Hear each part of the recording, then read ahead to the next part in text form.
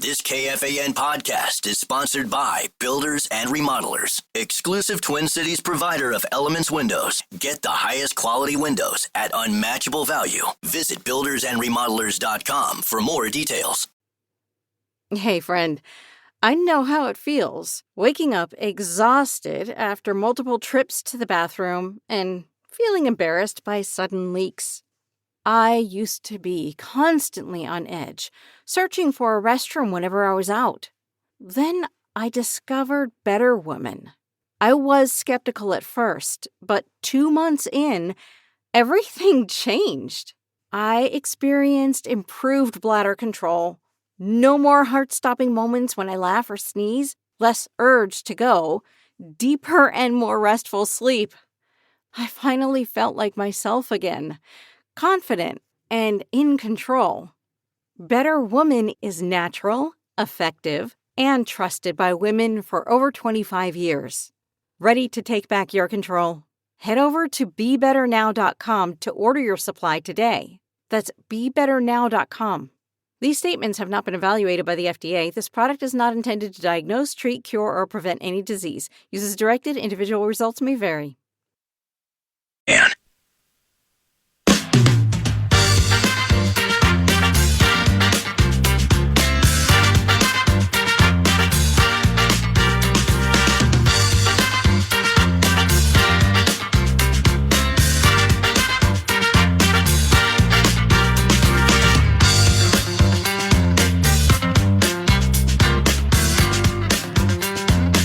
all right, there's a lot. There are several Vikings schedule-related updates worthy of mention. Let me give you several of these items, and then maybe we even can start the conversation with Jonny on this stuff, and then we'll obviously talk plenty of Wolves as well with Game 5 slated for tonight on the Fan.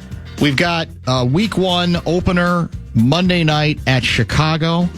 We got the Vikings, of course, in Dublin against Pittsburgh on the 28th, in London against Cleveland on October 5, at the New York Giants December 21, Christmas hosting the Detroit Lions. We've also got Vikings playing the Chargers in L.A. in a Thursday night game on October 23. We've got Vikings hosting the Bears, so that'll be the rematch on November 16 after opening the season at Soldier Field on a Monday night. Jonny Athletic is with us via the Connecticut Water Systems hotline, brought to you by RBC Wealth Management. I know you're a ball guy, you're a basketball guy, but I think you still get a little pep in your step as these schedule reveals take place, and it's a juicy schedule for us. Either they respect us or they respect the Bears. I don't know what it is, but, you know, Monday night early, Christmas, the second game of the triple header. We're hosting the Lions, so it looks like they like us again. They really like us. The national television Minnesota Vikings finally getting some respect, Dan. I like that. I like what I'm seeing there. The other thing I really enjoy about today is the intrepid reports telling them there's this game in week 2, this game in week 5.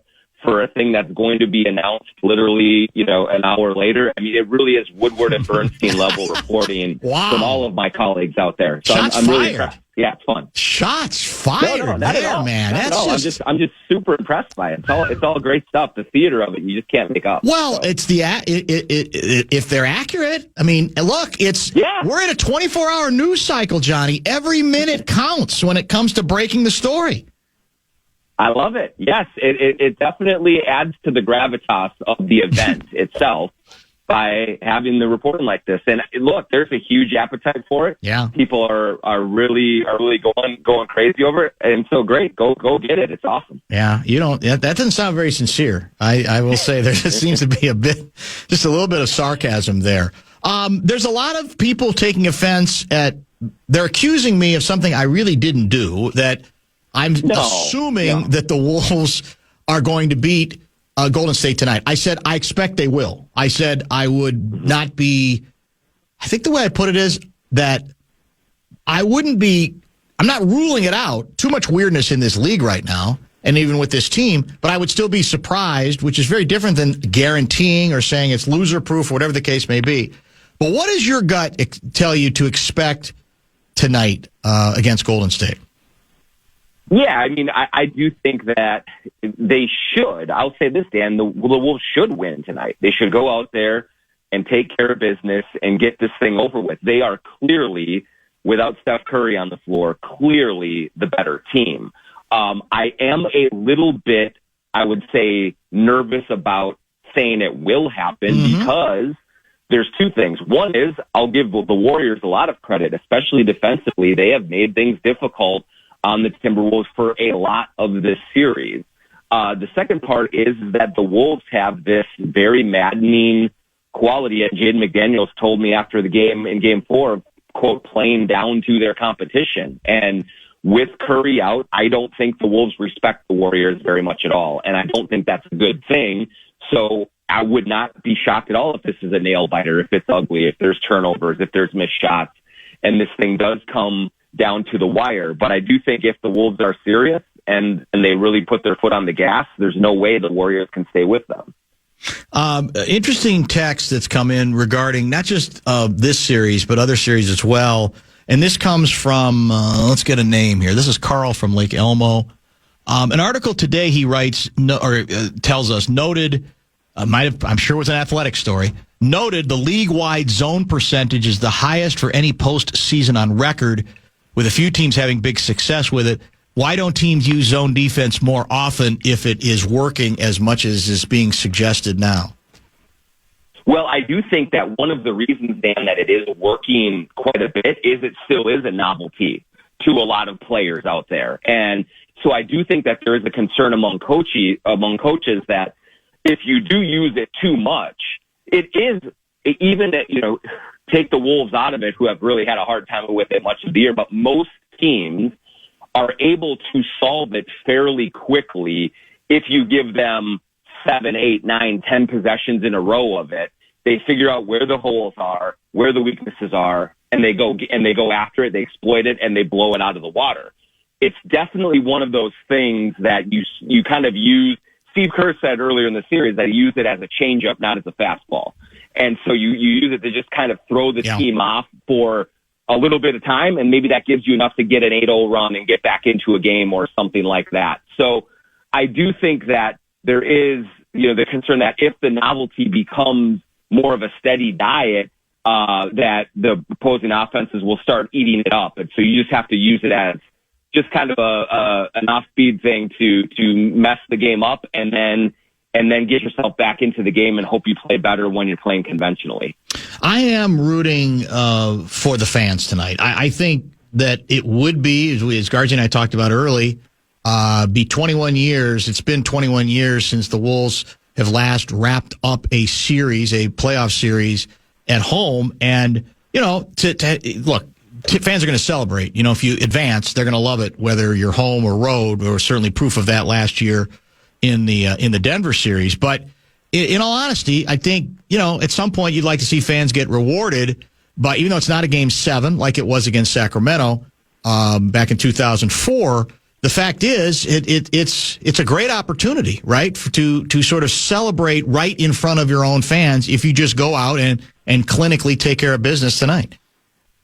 Yeah, it would be, I think, a really cool moment, Dan, because this is a team and a fan base that has kind of been through a lot this year. I think the fans came into this season very excited, very sky-high expectations, even after the trade. When it wasn't going well early, there was a lot of angst.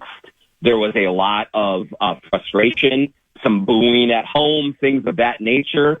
And so I do believe that over the course of the last 6 to 8 weeks, and especially in these playoffs, I think the fans have come to really appreciate and love this team, how hard they work, the way that they've kind of gone about their business, the way that they respond in the fourth quarters.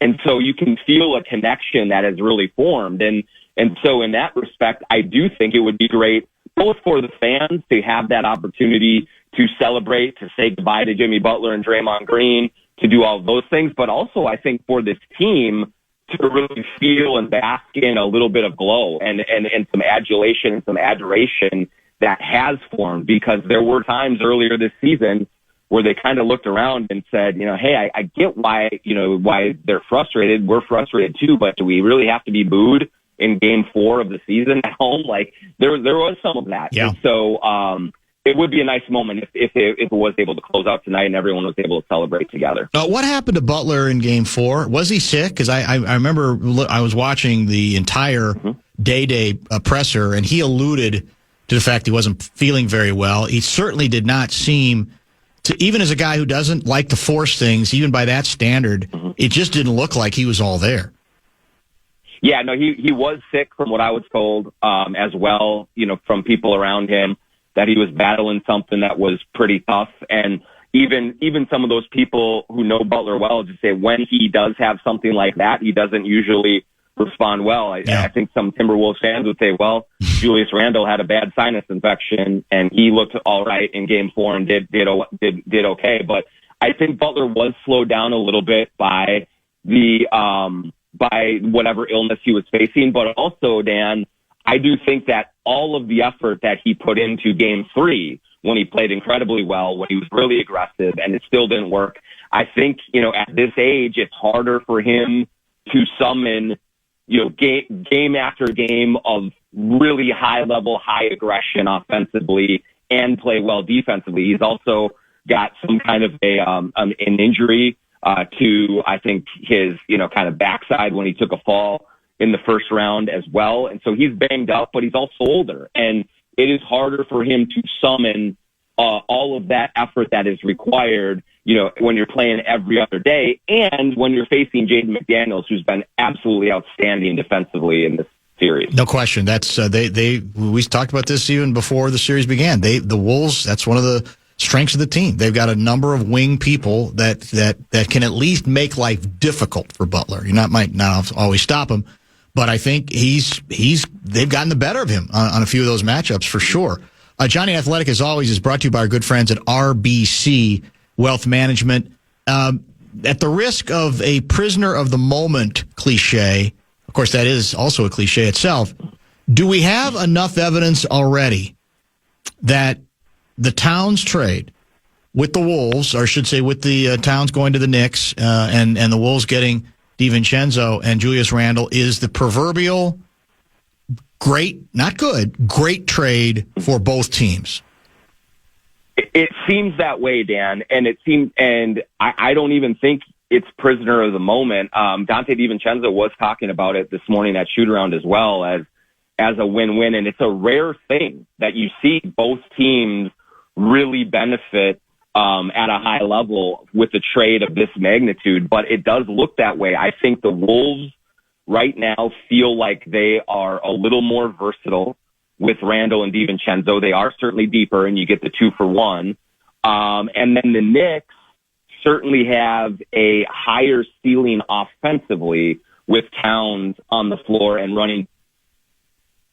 Towns-Brunson works a lot better together than the Randle-Brunson combination did. And so I think both teams have really settled in to their new looks quite nicely, especially here in the playoffs, because, we're going to talk a lot about that Jason Tatum injury, Dan. Yep. But the Knicks were beating the Celtics with Tatum healthy as well. And it really just seems like that team is coming together at the right time. It seems like the Wolves are coming together at the right time as well. And, you don't want to look too far ahead, but man, what an amazing finals that would be. But we're a long ways from that. But yes, I think it's rare that you do see a trade this big work out this well for both sides. But that's certainly, I feel comfortable saying that's the case right now with this deal. Can Denver still come back and steal the other Western Conference semifinal series, or are they done? I think they can, Dan. They can, but it's unlikely. I would not be shocked at all to see them force a Game 7. I know the Timberwolves are certainly hoping that happens. But because they go back to Denver, I do think Murray, Porter, Brown, all those guys will shoot better at home than they did in OKC, because I think, Dan, that game the other day in Oklahoma City was gettable with how great Jokic was. But he just could not get anyone else to hit a shot in the fourth quarter to help him along, and they faded. So I'm not going to say that the Nuggets are dead, but I think that even if it goes to a Game 7 and you go back to OKC, the likelihood is the Thunder are going to be the team that emerges. They are the better team, but Denver with Jokic has really matched up well against them, and so I think they can absolutely force a Game 7. So we'll assume that the Knicks are going to finish off the Celtics. You don't see any kind of a miracle there, I assume? It seems unlikely, Dan. I mean, crazier things have happened. Certainly when a team does look at another team as losing its best player, could they relax a little bit with the 3-1 lead and get into trouble? It's possible. Absolutely. The Celtics are certainly still really deep and talented, but it's not just Tatum being out. Porzingis is playing really poorly. He's got some kind of a virus something going. That is messing with him. All of their guys seem a little off of their game. I don't know if it ends in 5, but like tonight, but it sure seems like the Knicks are going forward to face the Pacers. I'd be shocked, honestly, if the Celtics won 3 in a row and bounced back without Jason Tatum and with Porzingis playing as poorly as he is right now. Did I see a note? I maybe this is old news and I've missed it, that the league is fined Draymond Green for a betting quip. What's that all about? Yeah, so towards the end of the game the other night, the Wolves were up by like 7, and it was very late. He had Draymond Green, as you know, had already was out. And he made a remark like, say, 5.5, like quoting the point spread. And he's saying, I get what you guys are all doing. I see what you're doing. It's 5.5. And seemingly implying that the officials were one way or the other to get it either under or over 5.5. And obviously the league is very sensitive both to anything Draymond Green says about officials, but certainly when it involves any kind of gambling. And so $50,000 out of his pocket, which is just another day at the office for Draymond Green with all the fines that he gets. Do you you have the opportunity here on 100,000 watt FM radio, not to mention, online via the free, unlike the Athletic subscription, iHeartRadio app, to either fan the flames of draft lottery conspiracies or to mock, ridicule, and deride that whole subculture. It's up to you. You can go either way. I'm leaving it entirely in your hands. I'll say this. I do not think it is rigged. I think there are enough people involved and there are enough witnesses and things of that nature that if it was rigged, we would have known. There would have been some kind of leak. Somebody would have figured it out by now. And they would have, reported it, and it would have been a big scandal. Do you think the Athletic would have had the story first? We probably would have had the story first. Yeah, I will say that because you get what you pay for, Dan. You get what you pay for. Until you lost Shams. I mean, if Shams was there, you probably would have had it first. Yeah. But I will say I understand 100% why people believe that this one was rigged. I mean, it's absolutely the worst case scenario, I think, for the league from an optics standpoint, that the Mavericks literally gifted a struggling organization, marquee organization in the Lakers, their best player for a substandard trade package, and then on the back end of it, get a generational star to replace the generational star they just gave up. I think it's terrible. Honestly, I said it, I was sick to my stomach when it happened because I don't think the Mavericks front office deserves Cooper Flagg. I think they handled things so poorly. Yeah. Well, let me throw this at you, though. Can you argue that maybe they deserve a little bit of grace because they at least didn't try to tank down the end? They were actually trying, as I recall it, they actually, unlike the Pelicans and a few other teams, they were actually playing their players trying to make it to the postseason. I suppose, you could definitely say that. That in that respect, I am glad that the Utahs of the world dropped down, right? Because they were blatant tankers, got fined for tanking, and still just went about their business that way. So there was definitely some karma there that got Utah, Washington, New Orleans, a few of those teams.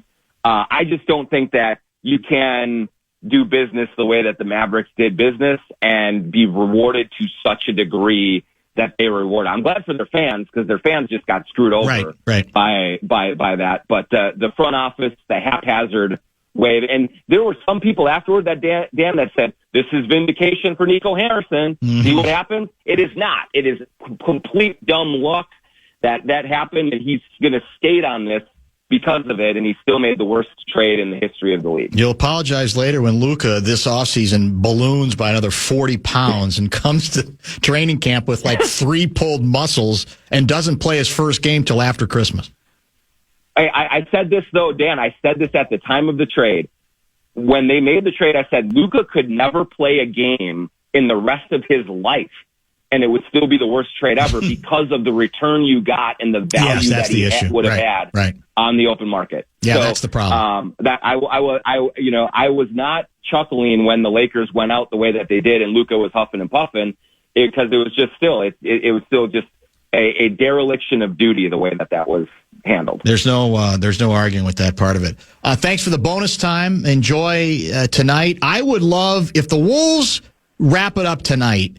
I would love for you to sort of bring back your own version of the KG moment. I want you to get up on the scorer's table, arms outstretched, and celebrate the Wolves returning to the NBA's Final Four. Would you consider doing that?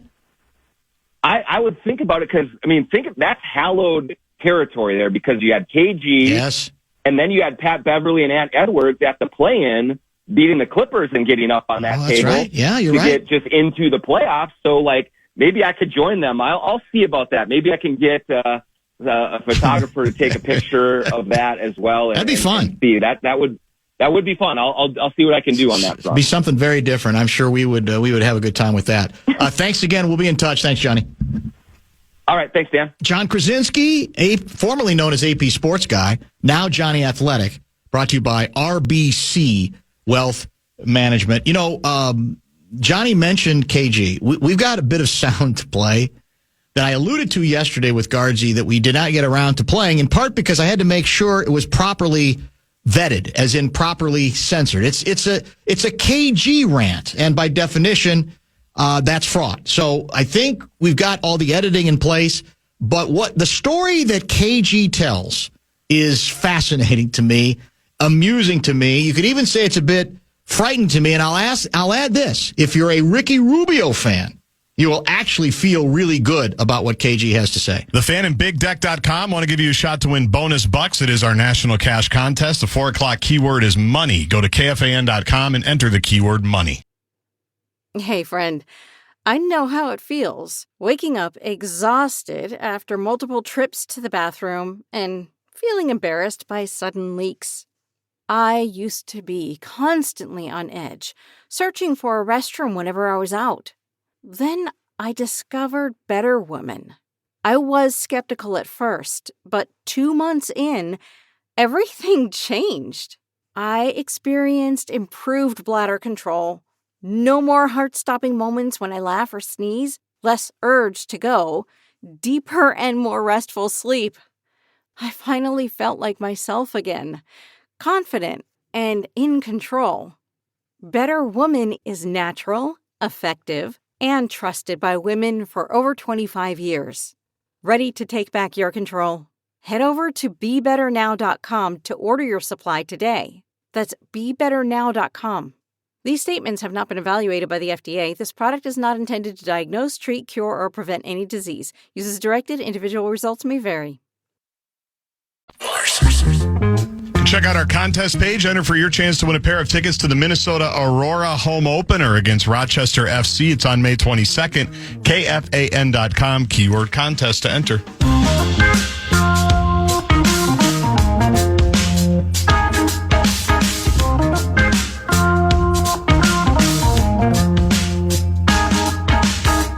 So KG was with the Wolves from originally 1995 to 2007, correct? Then he gets traded to the Boston Celtics. We didn't get full value in that deal. He wins a title in Boston. He returns largely because of Flip, right, to the Wolves in 2015 and 16, right? Didn't end up playing a lot. Right. But it was the idea of, okay, he's got all this wisdom. He's such a huge name here. The most popular Minnesota Timberwolf ever for all the obvious reasons. So let's see, what he might add to the locker room, to the clubhouse. Now, there's the other side of it, which is, well, what did KG observe when he returned to very different locker room, a lot of different players, and come to find out, he has revealed some of what he says he remembers. This is with the podcast that he does with Paul Pierce, right? Yes. And Guardsy, it probably took him, I'm guessing, 2.5 hours to make sure that he properly bleeped what he had to say. But I still think what he offers is so entertaining and so eye-opening and so interesting that it was worth the work. I appreciate the extra work. And I think it's worth the folks out there who have not yet heard this online via X or whatever might have a chance to listen to it as well. Sort of KG, sort of articulating how gobsmacked he was about what he walked into when he returned to the Wolves, correct? Let's listen and pray together because the dams are not what you need to break out. That's to bleep out with KG. No, that's for sure. Let's pray together that I got all I'll of just them. have the button ready, I guess. So when I went back to Minnesota for Brooklyn, knowing that this is my last stint, I started to see it there. When I come in the locker room, I'm used to sitting in the locker room halftime, and then I'm going, hey, what we doing on pick and roll? We talking about the game, drinking Gatorade, getting the layer wrap, all type of shit. When I came in the locker room, first off, nobody was in the locker. Damn. I went to the training room, everybody in the training room, chilling, leg up, phone. Hey, babe, hey, girl, you chill. This halftime. So, I'm OG. Hey, man, let me see everybody in the locker room for a second. So everybody, I was like, yo, bro, what's this? And then Rubio just said, yeah, man, nobody wants to talk, man. Everybody's on their phones, man. We need to figure out the pick and roll. Like, Rubio had an old school kind of, but that was the first time I got to see, like, this new lens. Yeah. And Rubio, Zach, and Wiggins was like, Wiggins wasn't vocal, but he was like a little leader. So I pulled them aside, like, listen, this is what we on. And I had to come to, like, not an understanding agreement, but with an understanding, I'm going to respect y'all young that y'all the future. But I'm also the OG in here, and I got to put some of this traditional in here. Y'all can be on your phones. Let's talk about what we're going to do for 5 minutes before the coaches come in here. And they went with it. But that was the first time I started seeing that type of going on in the league. Another thing, I'm a clean dude, super clean, like old school, like OCD kind of clean. So in the lockers, bro, you got a locker. Bro, your stuff, you put it in like a little net, zip it up and put it right here. The guy comes and picks it up, put it in. And it's also a bin here, so you can throw it in the bin. Man, all these young are dirty as man, stop. Hey, man, all y'all come in here. Every hey, man, look, stand by your locker. We're going to keep a clean locker room. Y'all understand what I'm saying to y'all? Everybody look down in their locker. If you got some in your locker, clean it up right now. Coach, give me 5 minutes. Boom. So I had to come in here and put a sense of OG-ness and, uncle in here, whatever you want to call it. But I had to come in here and implement it because I had no leaders in here. And it was puppies leading puppies. And so when you have a vet in here, young fellas coming up to me, asking me all type of personal stuff, all type of shit. So when you have that OG in there, he does that organizing. We come in here, we ain't playing hard enough. Hey. Almost kind of how you heard Haslam be in the locker room when he was with the Heat. But guess what he's doing? He's implementing culture that comes from where he created, and now he's implemented into the young. If you don't have that, man, that transition misses. You understand? Sometimes that transmission or that bridge that you want to create with the young, it misses sometimes. So all I was trying to give Zach, Cat, and Wiggins, Rubio, and all those young guys was some structure. I ain't going to say I was the most liked, because when you come in, you put some structure to things, yeah, that stops all the fun because it needs to be a certain level of seriousness in here. So I would come in there like this, but respecting the young guys at the same time. Yeah. You know what I'm saying? It's the bumper to bumper seal of approval. How good was that? Now, I don't know how much embellishing he was doing. Probably not a ton. I don't know what it's like, because some of what he's addressing was what he walked into that unusual in the league then and even now, maybe even amongst winning teams. But there is something that had to be Twilight Zone-ish about a guy who's used to being dedicated to his craft. The first time he walks in at halftime, And there's no players. They got their phones on. They're setting up dates, whatever the case may be. He's like, yeah, well, I want to talk about how are we going to handle the pick and roll in the second half. There's nobody to talk to. How good is that? And then my guy, my hero, Rubio, is the one exception. And how good...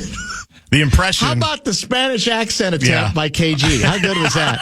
God, that was just brilliant. How good was that? Well, I think we found out why Flip was so adamant about bringing Kevin into the room, if that's the room that it was. Yes. To have somebody that's not the coach that's saying, guys, this is what we need to do. And he's right. Like, I see it all the time because it is generational. But I see it all the time with the Gopher football locker room or the women's basketball locker room. Like when I'm going, not the locker room, but their team area. Yes. Like I'll be walking down to go do a pregame interview or whatever, and there's a half dozen of them an hour before the game. They're just on their phones because that's where they live. That's it. Yeah. And then, okay, let's put our phones down, and then we go up and play. Football, same thing. 10 minutes after the game, PJ's jumping into the crowd. Right. Everybody's got their phone out. Right. That's just so, but I can imagine for Ticket, it was a little different, given that he was mostly consumed with winning the game that night. Well, especially, like I said, at halftime. We'd say, well, exactly. Shouldn't there be some discussion before the coaches come in and say whatever they're going to say? About, Nobody wants to did talk, you see, man. That late in the first quarter, I don't think you can go under the screen there. I think you got to try to fight through and go over instead of under, and there's nobody he can talk to about that. It was just great job on the editing, by the way. That was because unless I missed something, I think you got every one of them. As you said, it was fraught with risk. 13 but I thought, potential bleeps in 3 minutes. I alluded to it yesterday, and my first inclination was that's not worth it. And then I heard somebody else use it this morning, and I enjoyed it again so much. They only used the front part. They didn't use the second part, which I thought was just as entertaining, the cleanliness part. Yes. That I said, no, you know what? It's easy for me to say because I don't have to do all the editing, but I really think it's worth doing, and so I hope people got a kick out of that because it was a lot of fun to listen to. There was that's the beauty of Garnett. I mean, we could play a Garnett thing every day. We talk about it every time because he's so interesting and entertaining and such a great storyteller.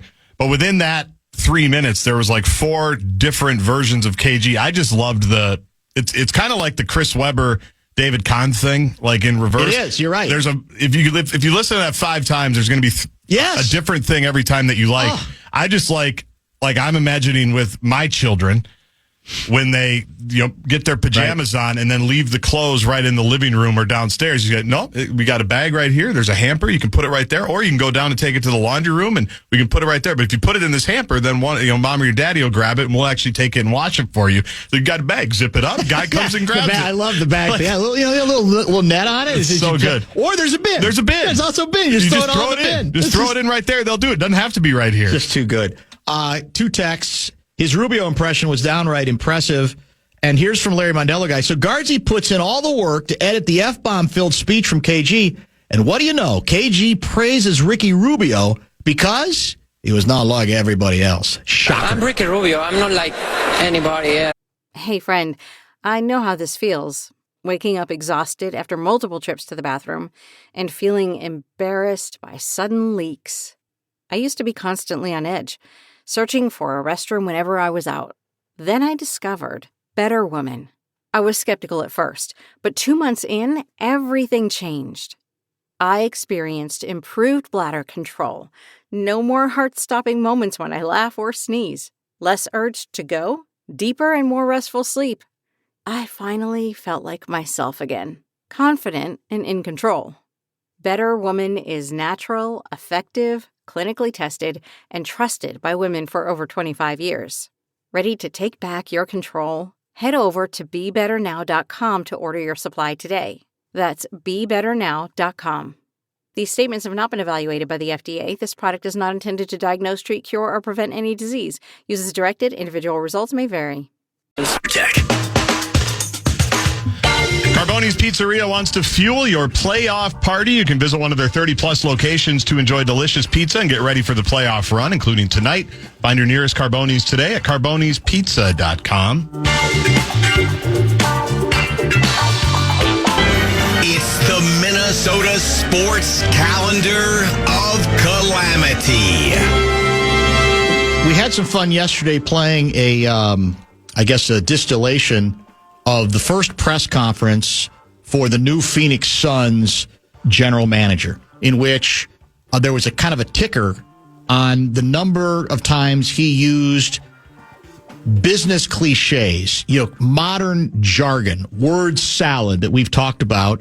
I think, what were the 3 words yesterday? Do you remember? Oh, they're burned into my memory forever. How after could that. Be? Yeah. Alignment, identity, and vision. Yeah. And alignment 1. Well, alignment 1 was like 25 times in a single press conference. Yes. So that's not all that surprising, as entertaining as it was in 2025.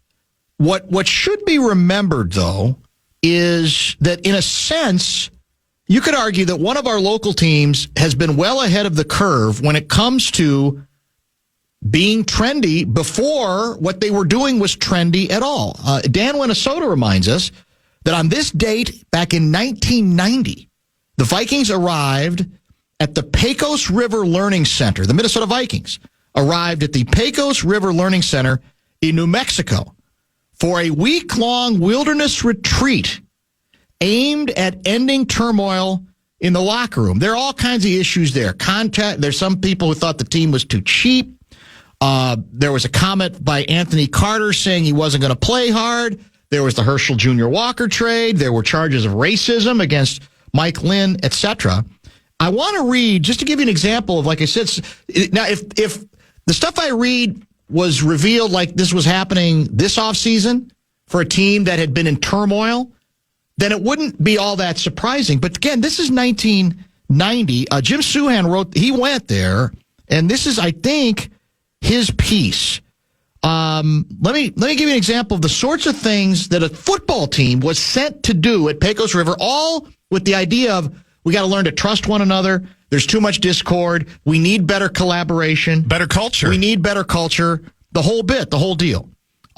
He refers to a largely wood and rope adventure training course.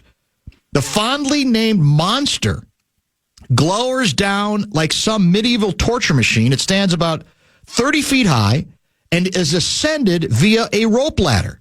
Once atop the contraption, retreaters must walk together along 4 balance beams. They can help each other initially, but the beams get farther apart and each person must finish the exercise alone. Then there's another drill. The one exercise, retreaters dive off a 160-foot cliff and are allowed to free fall briefly before being reined in by the kind of harness worn by rock climbers. During another exercise, 3 linked retreaters, with 1 or 2 usually blindfolded, try to scale an 85-degree climbing wall by using wooden handholds and nonverbal communication. The stories a stadium could tell. During the pole climbing exercise, an individual receiving only verbal support from his peers ascends a shaky pole via wooden rungs, stands on a disc atop the pole, turns 180 degrees, then dives into space to ring a bell attached to a suspended stick. As I said, blindfolds are optional, participation is optional, safety harnesses are not. And a lot of it, as I recall too at the time, was, well, you try to build trust and respect for one another by helping each other overcome these obstacles, right? It's the idea of, can I count on my teammate to help me? Now, the bad news is I don't think it changed anything regarding the dysfunction. I was going to ask, what in year, the organization. How did we do that year? That's what I want to know. 1990? No, that's not very well. I think, when was Green's first year? 92? Yes. In fact, I think, it might have led to Burnsy's dismissal, but it didn't have the desired effect. What's so amazing when you look back on it, as I said, is it sounds like something out of a corporate retreat today that even teams might be willing to participate in, all in the name of, you, as you say, improving the culture. Then there was nobody doing it. And I admit, some of us who were writing back then might have mocked it and ridiculed it and said the whole thing seemed a bit suspicious and a bit silly. But it spoke to the desperation within the franchise. And as I said, it was a very different time where you feel like that's a headline that people would yaw on today. So, yeah, that's not surprising. Trying to be trendy, trying to do something that's big in corporate America. There's always some withered and wild general manager who's going to love speaking that language. But that was, 35 years ago. Right. That took place Pecos River in Vikings history, at least for those old enough to remember it, that just became a sort of a shorthand for Vikings dysfunction is what it is. The Pecos River experience. The idea that these players, who some of whom didn't like one another, they certainly didn't like some of the coaches, would suddenly be put in a position where you trust me, because if you don't trust me, I might end up falling down a ravine.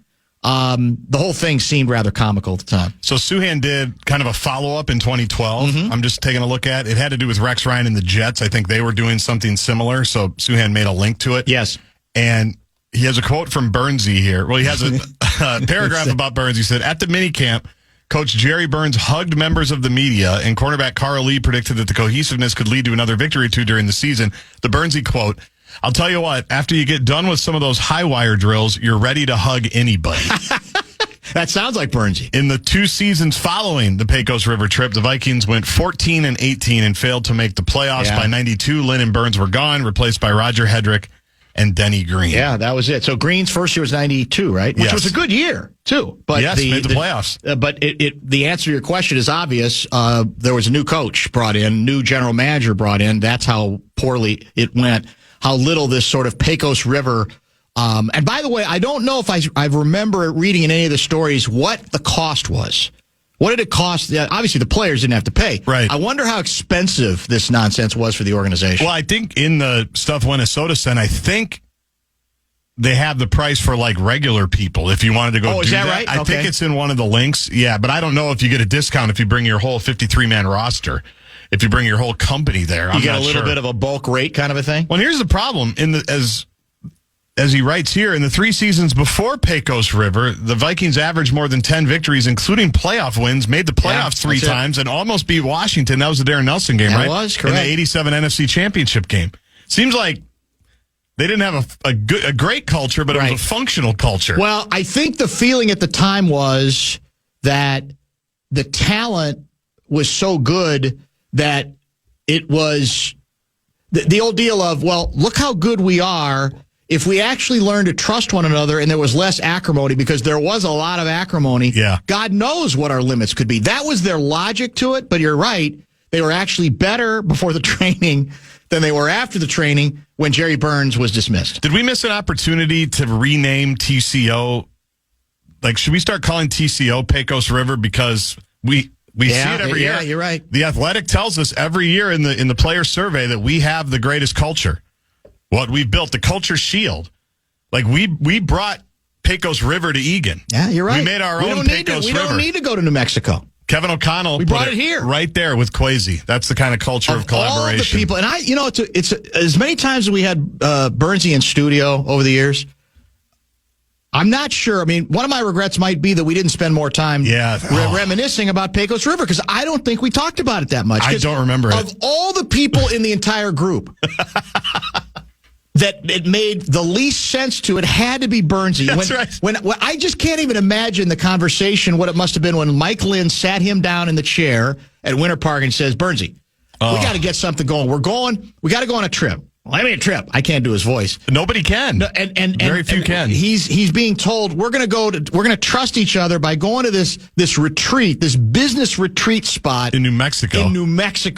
The expletives that must have been flying out of Burnsy's mouth, legendary, I'm sure. I'd love to see the pictures of him on one of those high wire acts too. Exactly right. A tiny man, if I remember correctly. So, are you going to do top 5? I am. All right, you got top 5 at 5 coming up. What are we going to talk about? We've got Wolves. We've got Twins who refuse to lose, even despite trailing as recently as 20 minutes ago. Man. Roger Clemens' kid continues to come up big for him, and we'll give you everything we know, and I think we know it all, about the Vikings' schedule for 2025. Want to keep your personal number private but still stay connected? With Line 2, you can get a second phone line right on your device with a super simple app and no need for another phone. Whether it's for online shopping, dating, or shielding your main number from spam, Line 2 is an easy way to manage it all. Ready for peace of mind without breaking the bank? Call, text, block, and more for only $9.99.